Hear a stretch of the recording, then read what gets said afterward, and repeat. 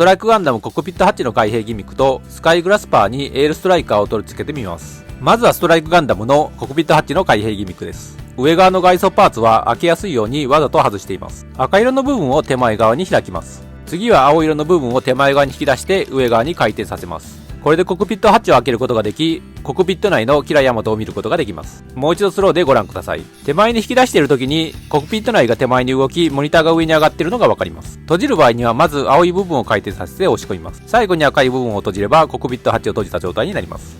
上側に上がっていたモニターは赤い部分を閉じれば一緒に閉じます。次はスカイグラスパーのキャノピーを開けてコックピットの内部を見てみます。キャノピーを上側に持ち上げれば開けることができます。コックピット内のムーラフラガーを見ることができます。コックピットは本来ならナビゲーター、ガンナーが登場できる複座式になっていますが、単独での操縦も可能になっています。コックピットの内部もかなり精密に再現されています。係のフィギュアもついているので、コックピット内に乗せることができます。キャノピーを閉じる場合には下側に動かして少し後ろ側に押し込みながら閉じます。ストライクガンダムのシールドとビームライフルを取り付けてみます。まずは接続パーツをこのように取り付けます。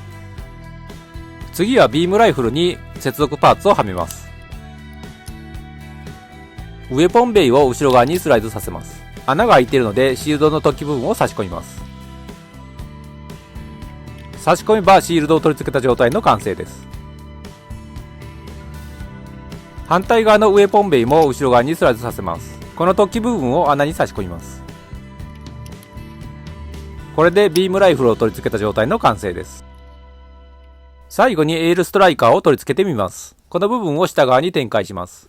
エールストライカーの突起部分を先ほどの穴に差し込みます。この部分を手前にスライドさせると台座を取り付ける穴が出てきます。穴に突起部分を差し込めば台座に取り付けた状態になります。ビームキャノンは上下に動き回転させることができます。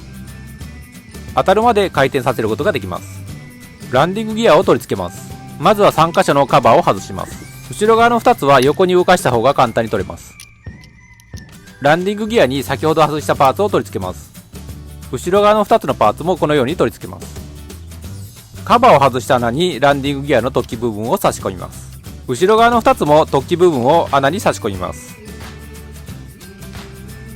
これでランディングギアを取り付けた状態の完成です。直接置くとエールストライカーの下の部分が干渉するのでランディングギアはあまり意味がないです。スカイグラスパーだけの状態だとランディングギアは機能します。最後に感想です。スカイグラスパーにエールストライカーを取り付けてストライクガンダムからシールドとビームライフルを取り付けると一段とかっこよくなります。ご視聴ありがとうございました。次回の動画もお楽しみに。